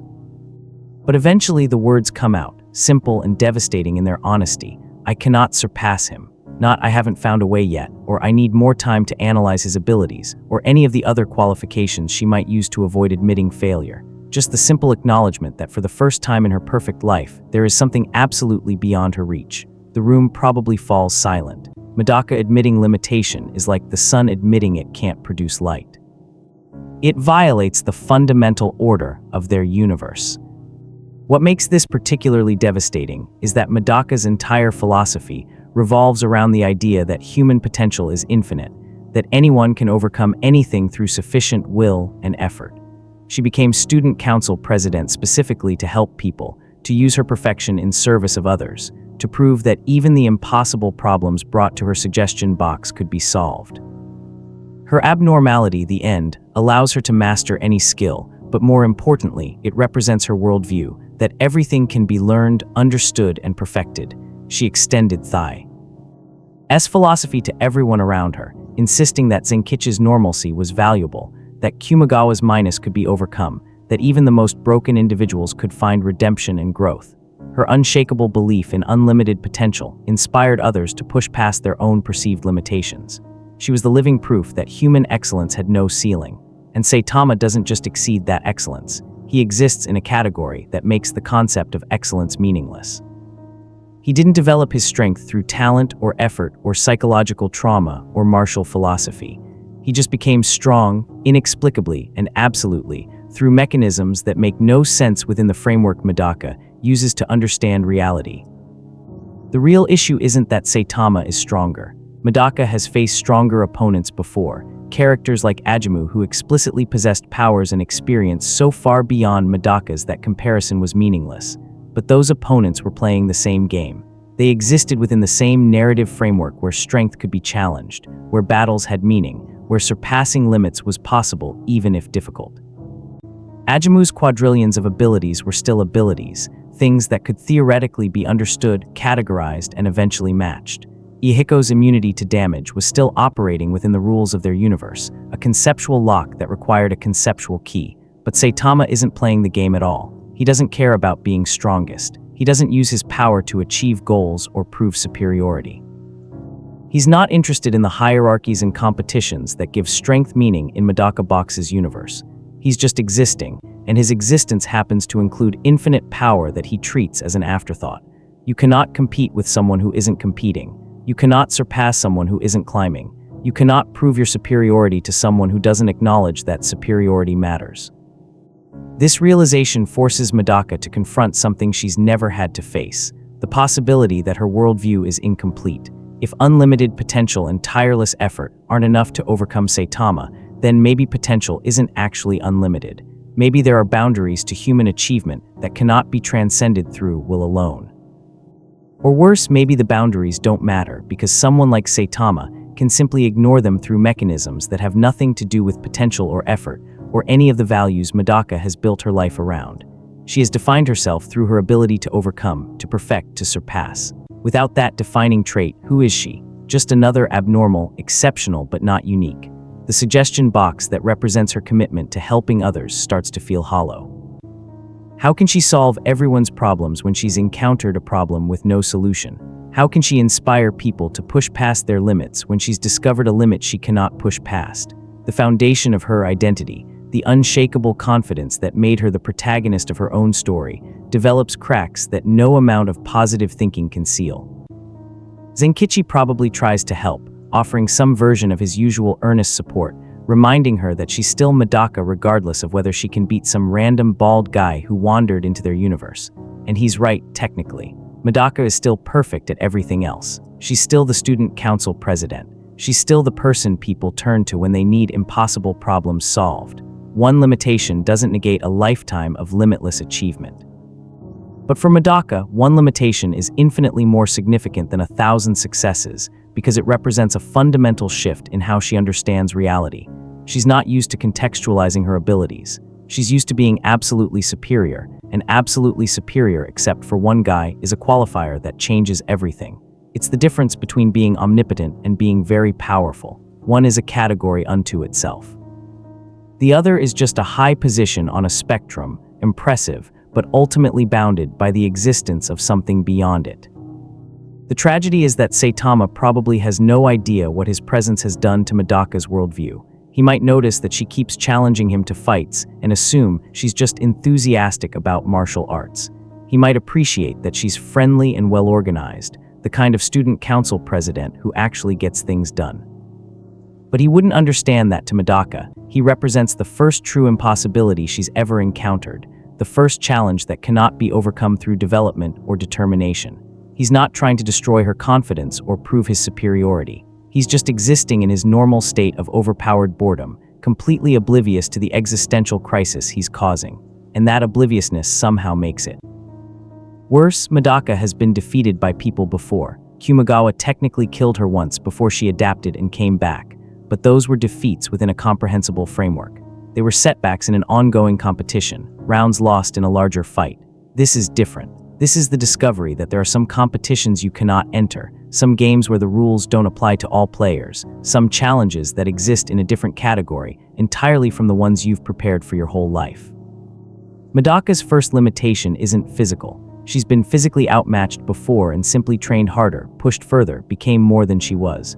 Her first real limitation is philosophical. She cannot surpass Saitama because surpassing requires a shared framework of achievement, a common understanding of what strength means and how it's developed. Saitama exists outside that framework. He's the answer to a different question, the solution to a problem she's not trying to solve.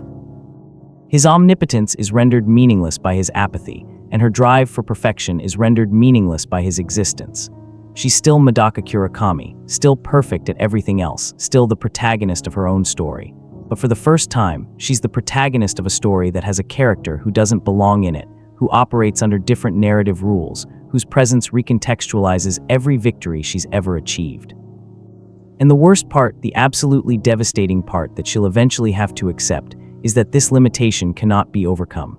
Not because she's not good enough, not because she hasn't tried hard enough, but because some things simply exist outside the realm where trying matters at all.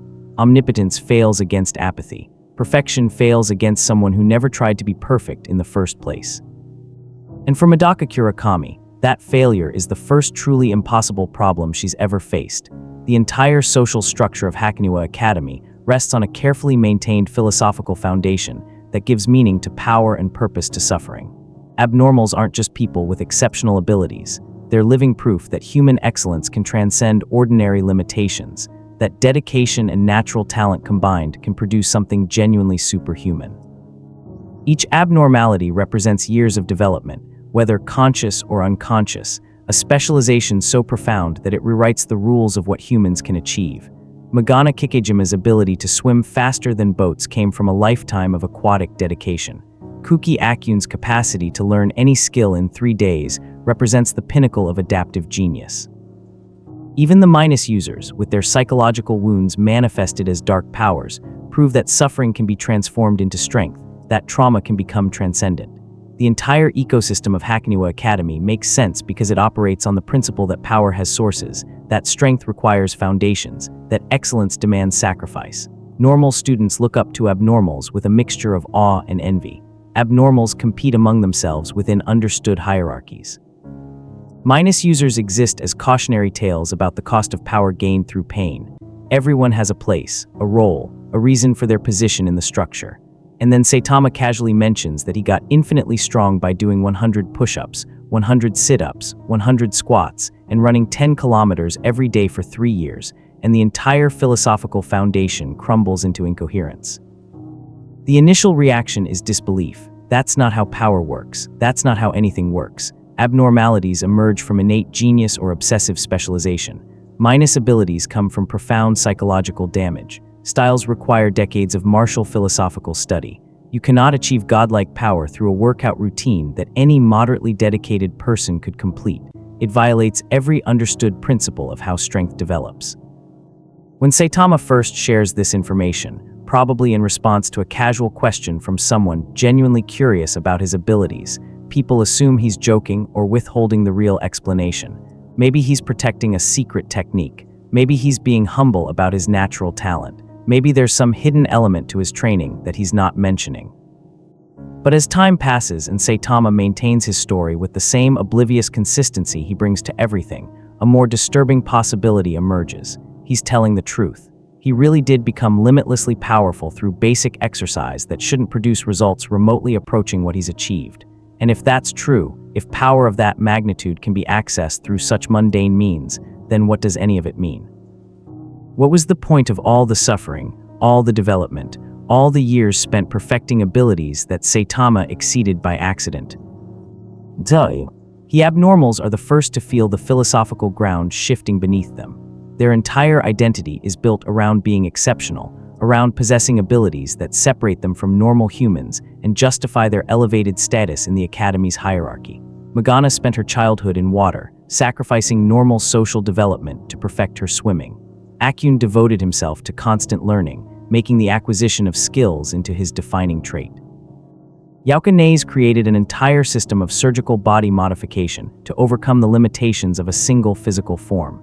These weren't casual achievements. They were life-defining commitments, choices that shaped everything about who these people became. And the implicit promise was that such dedication mattered, that the sacrifice produced something valuable and meaningful. But Saitama's existence suggests that their specialized excellence is cosmically irrelevant. Why spend years perfecting the ability to swim supernaturally fast when you could spend 3 years doing push-ups and become strong enough to swim faster, while also being invincible, invulnerable, and capable of ending any conflict instantly? The abnormals didn't just waste their time. They wasted their identities on optimizing for a game that someone else won by ignoring the rules entirely. The minus users face an even more devastating realization. Their powers come from pain, from psychological wounds so profound that they manifested as reality-warping abilities. Kumagawa's all fiction emerged from a lifetime of losing, from being rejected and defeated so consistently that he developed the power to erase anything including his own failures. Kujira Kurakami's Rafraflesia came from whatever trauma created a minus ability focused on subjugation and control. Every minus user paid for their power with their mental health, their happiness, their capacity for normal human connection. They're broken people who transformed their brokenness into strength, and while that transformation didn't make them happy, it at least gave their suffering meaning. It proved that pain could be alchemized into power, that even the universe's victims could become formidable through their wounds. But Saitama achieved infinitely greater power without suffering at all. His training regimen was mildly uncomfortable at worst. He didn't sacrifice his sanity or happiness. He didn't transform trauma into ability. He just exercised consistently and became stronger than any minus user could ever hope to be. The central tragedy of the minus users, that they gained power at the cost of everything else, is revealed as pointless. They could have just done push-ups. They didn't need to be broken. Their suffering bought nothing that couldn't be achieved through mundane dedication. The style users built their entire martial philosophy around the idea that approach matters, that the method of achieving strength is as important as strength itself. Styles are comprehensive worldviews expressed through combat, different answers to the fundamental question of what fighting means and how it should be done. The Kurakami Phantom style emphasizes overwhelming force. The Fukiru style focuses on defensive redirection. Each style represents decades or centuries of refinement, masters building on the work of previous masters, philosophical principles tested through countless battles and distilled into teachable techniques. Learning a style isn't just gaining combat ability, it's adopting a way of understanding conflict, violence, and human interaction. And the existence of multiple styles proved that there were multiple valid paths to strength, that different philosophical approaches could lead to excellence. But Saitama has no style. He has no philosophy. He throws punches with terrible form and they work anyway because his strength is so overwhelming that technique becomes irrelevant. Every careful principle that style users built their lives around, leverage, timing, efficiency, the economy of motion, is rendered meaningless by someone who simply hits hard enough that nothing else matters. The philosophical diversity that made styles meaningful collapses into a single ugly truth. Strength is strength, and if you have enough of it, everything else is decoration. This philosophical collapse ripples outward from the powerful to the normal students who looked up to them. Normal students at Hakoniwa Academy accepted their position at the bottom of the hierarchy because the hierarchy made sense. They weren't abnormal because they lacked the talent or dedication that abnormals possessed. They weren't minus users because they hadn't suffered the right kind of trauma. They weren't style users because they hadn't spent years studying martial philosophy. The structure was unfair, certainly, but it was coherent. Work hard enough, specialize enough, sacrifice enough, and you could become exceptional. Maybe not abnormal, that often required innate genius, but at least notably skilled.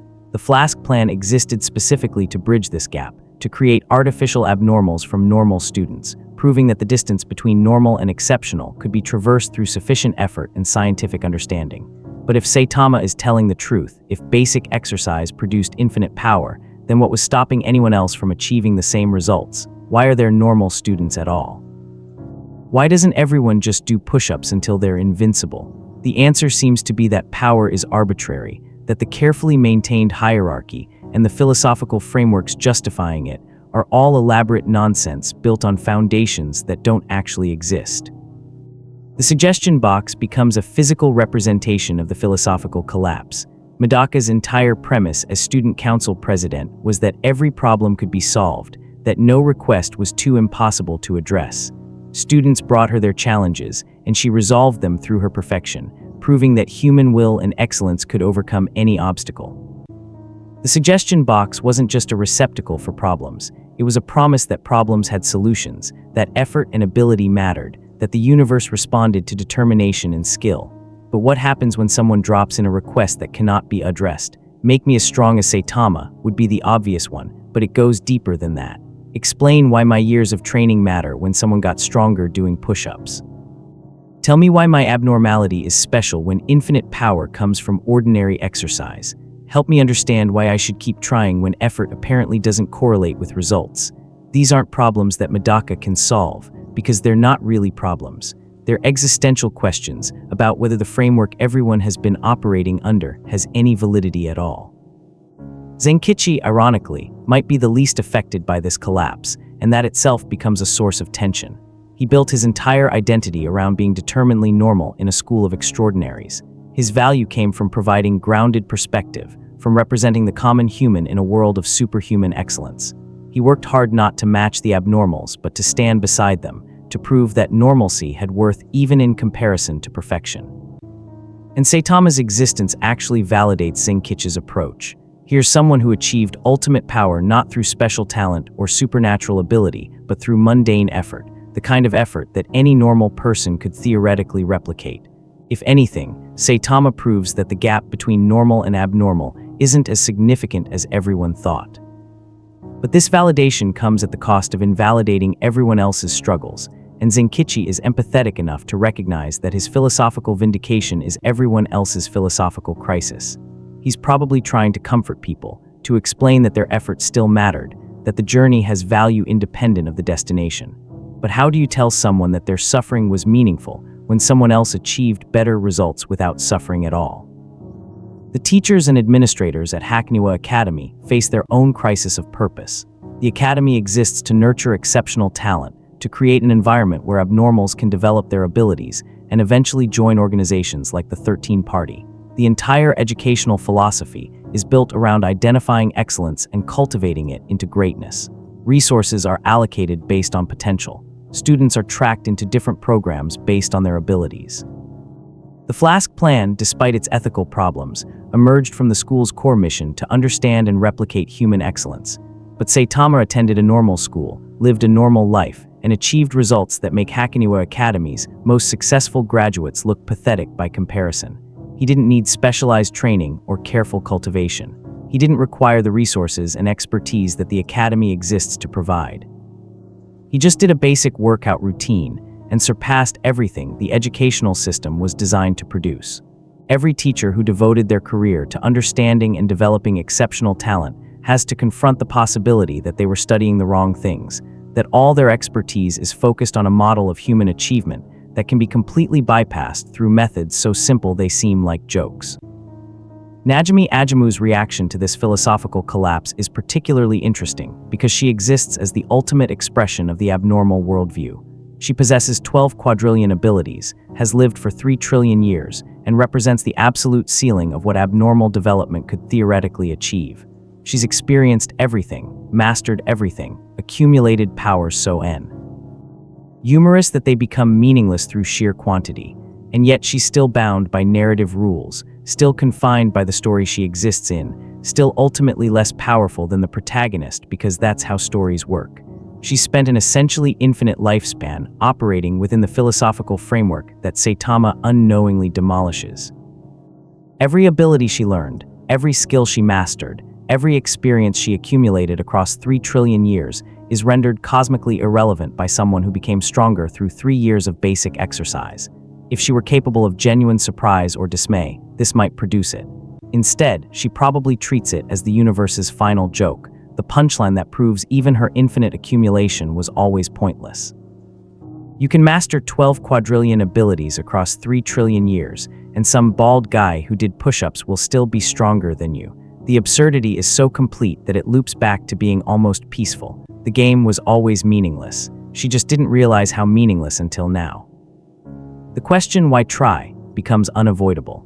If effort, genius, and suffering don't correlate with results, if the most powerful being anyone has encountered achieved his strength through methods that make no sense and explain nothing, then what's the point of the struggle? Why should abnormals continue perfecting their specialized abilities? Why should minus users continue carrying the burden of their psychological wounds? Why should style users continue studying their martial philosophies? Why should normal students continue accepting their place in the hierarchy or attempting to climb it? The frameworks that gave everyone's efforts meaning have collapsed. The philosophical foundations that explained why power mattered and how it was achieved have crumbled. And when someone, probably multiple someones, finally asks Saitama directly, desperately seeking some kind of wisdom or insight that might restore meaning to their efforts, he just shrugs. He doesn't have answers. He doesn't understand why his training worked when it shouldn't have. He's just a guy who wanted to be strong enough to be a hero, did some exercise, and accidentally exceeded all possible boundaries of human achievement. He's not a philosopher or a guru. He's not trying to make a point. He's not even sure why everyone seems so upset about his workout routine. The punchline, the cosmic joke that One Punch Man is built around, becomes an existential crisis for an entire universe that took its power system seriously. And Saitama, oblivious to the philosophical devastation he's causing, probably just asks if anyone knows where the cafeteria is because all this dramatic soul-searching is making him hungry. The departure happens without ceremony or dramatic buildup, because that's not how Saitama operates. There's no final confrontation where he defeats the ultimate villain and saves the universe before making a heroic exit. There's no emotional goodbye scene where he imparts wisdom to the characters whose worldviews he's demolished. There's no narrative closure. No sense that his presence in the Medaka Box universe accomplished something or reached a natural conclusion. One day he's simply gone. Maybe he wandered through some dimensional boundary the same way he wandered in, just walking in a direction until he ended up somewhere else. Maybe whatever cosmic accident deposited him in Hakoniwa Academy reversed itself without warning or explanation. Maybe he got bored of this universe the same way he gets bored of everything else and decided to leave. The specific mechanism doesn't matter because Saitama's departure is as arbitrary as his arrival, as devoid of meaning as everything else about his presence. He doesn't end the story. He doesn't resolve the conflicts his existence created. He just removes himself from the equation mid-arc, leaving behind a universe fundamentally altered by his presence, but forced to continue without him. The immediate reaction is disbelief mixed with something that might be relief or might be profound disappointment. For weeks or months, every character in Hakoniwa Academy has been forced to confront the existence of someone who invalidated their struggles, rendered their philosophies meaningless, and capped any possible escalation in their story. The abnormals questioned the value of their specialized excellence. The minus users grappled with whether their suffering had been necessary. Medaka faced her first insurmountable limitation. The entire social structure of the academy buckled under the weight of someone who shouldn't have been possible according to their understanding of how power works. And now, suddenly, that impossible presence is simply absent. The oppressive ceiling that prevented any meaningful competition or growth has lifted. The philosophical crisis that was consuming everyone has lost its immediate catalyst. They can go back to tea. Their normal conflicts, their comprehensible challenges, their stories that operate on rules everyone understands. Except they can't, not really, because the knowledge of what Saitama represented doesn't disappear when he does. The questions he raised don't vanish just because the man himself has wandered off to some other universe. Medaka probably handles the departure with her characteristic determination to find meaning in chaos, but even she must recognize the profound dissatisfaction of this non-ending. She spent countless hours trying to surpass Saitama, pushing herself beyond every previous limit, attempting strategies and combinations that should have at least made him acknowledge her as a challenge. And she failed repeatedly, undeniably. That failure forced her to confront limitations she didn't know she had, to question the philosophical foundations her entire identity rested on. She was in the middle of processing what it meant to be imperfect, to encounter a problem without solution, to accept that omnipotence has boundaries. And before she could reach any kind of conclusion, before she could adapt and grow in response to this unprecedented challenge, the challenge simply removed itself. There's no closure. There's no moment where she proves she's learned something or evolved past her need to surpass everyone. There's just the absence of someone who was never really present in the first place, never really engaged with her struggles, never actually cared about the competition she was desperately trying to wage. She's left holding the pieces of her shattered worldview with no framework for reassembling them, no validation that her efforts meant anything, no confirmation that the lesson she was supposed to learn has been learned. The suggestion box becomes a symbol of this unfinished narrative. When Saitama was present, students stopped submitting requests because what was the point? Every problem suddenly seemed trivial compared to the existential questions his presence raised, and every solution Medaka could offer felt inadequate in a universe where someone infinitely more capable existed but didn't care. The suggestion box sat empty, a physical representation of narrative paralysis, of a story that couldn't continue because it had been rendered meaningless by an intruding element. And now that Saitama is gone, the box could theoretically resume its function. Students could return to asking Medaka to solve their problems. She could return to proving her perfection through her willingness and ability to help everyone. The student council could go back to its normal operations, addressing conflicts and challenges within the academy. But the box remains mostly empty, not because Saitama is still around, but because everyone has internalized the lesson his presence taught, that the problems they care about might not actually matter, that the solutions they celebrate might be addressing questions that aren't worth asking, that the entire framework of challenges and resolutions might be an elaborate game with no stakes beyond the ones they arbitrarily assign. Kumagawa is probably the only one who finds genuine amusement in Saitama's departure, precisely because it's so perfectly anticlimactic. He understood from the beginning that Saitama was the universe's joke on everyone who took power seriously, the cosmic punchline that proved all their struggles were performed in service of nothing meaningful. And now the universe has delivered the follow-up joke. Even the punchline doesn't care enough to stick around. Saitama didn't solve anything or break anything in ways that stay broken. He He just demonstrated that the game was arbitrary and then left everyone to continue playing it anyway. For someone whose entire existence has been defined by losing, by being the butt of cosmic jokes, watching everyone else get pranked by reality itself provides a kind of vindication. They spent so much time acting like their powers and philosophies and hierarchies meant something, and the universe sent them someone who proved otherwise before wandering off without explanation. Kumagawa's laughter at Saitama's absence is more sincere than most of his emotional expressions. The genuine mirth of someone who realizes that everyone else has finally been forced into the same absurdist headspace he's occupied for years. The difference is that Kumagawa chose to keep playing the meaningless game anyway, while everyone else is still grappling with whether the game is worth playing. The Abnormals face a particularly difficult adjustment because Saitama's departure doesn't restore the validity of their specialized excellence. Yes, they're once again the most powerful beings in their immediate universe. Yes, their abilities are once again impressive within the context of Hakoniwa Academy, but they know now that their power is contextually bounded, that their excellence only matters in an environment where someone like Saitama isn't. And they're the strongest only by default, only because the actually strongest person left. This is psychologically devastating in ways that might not be immediately obvious. When you're proud of being exceptional, there's comfort in believing your exceptionality is absolute. But Saitama proved that their exceptionality is relative, that they're only special within the limited ecosystem they happen to occupy, and his departure doesn't change that knowledge. Magana can swim supernaturally fast, but she knows someone existed who could swim faster without trying.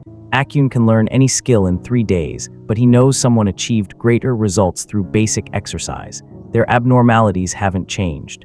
The universe's assessment of their significance has changed, and that change doesn't reverse when Saitama leaves. They're stuck being exceptional in a world where they now understand that exceptional is just another word for not good enough when it actually matters. The Flask plan, if it's still operational when Saitama departs, faces an identity crisis more profound than any individual character's struggle.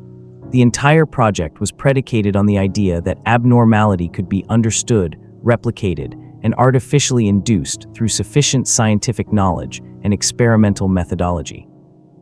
The scientists involved believed they were uncovering the fundamental rules of human excellence, that they could systematize the seemingly miraculous and make it reproducible. But Saitama's existence and subsequent departure proves that their model is incomplete at best, actively wrong at worst. They studied the wrong variables. They optimized for the wrong outcomes. They built an entire research program around assumptions that someone casually invalidated by doing push-ups. And now he's gone, taking with him any opportunity to study how his power actually worked, to understand the mechanisms that let him bypass every rule they thought governed strength and ability. The Flask Plan scientists are left with mountains of research that they now know is missing something fundamental, some variable they never thought to measure, some principle they never conceived of. Their life's work has been revealed as examining shadows on a cave wall, while the actual sun existed outside their frame of reference, and the sun has now set without them ever understanding it. The normal students experience perhaps the strangest emotional journey. When Saitama was present, his existence validated them in a sense, proof that someone without supernatural ability or innate genius could achieve ultimate power through effort they could theoretically replicate. But it also raised the uncomfortable question of why they weren't all doing push-ups until they became invincible, why normalcy persisted when the path to transcendence was apparently so simple. His departure removes that immediate comparison but leaves the question festering. The hierarchy has re-established itself. Abnormals are once again at the top. Normal students are once again at the bottom, but everyone now knows that this hierarchy is arbitrary, maintained by convention rather than cosmic law. They could theoretically become stronger than any abnormal through methods that don't require special talent. They just don't. Whether because they don't believe it would work for them, or because they lack Saitama's specific unexplained circumstances, or because they're not actually committed enough to try, the result is the same. They remain normal by choice or circumstance rather than necessity. And that knowledge changes the nature of normalcy from something imposed by limitation to something accepted despite alternatives. They're not stuck being normal. They're choosing normalcy or failing to choose something else. The psychological difference is subtle but corrosive. Zenkichi tries to maintain positivity, to convince everyone that Saitama's departure means they can return to their normal lives and conflicts.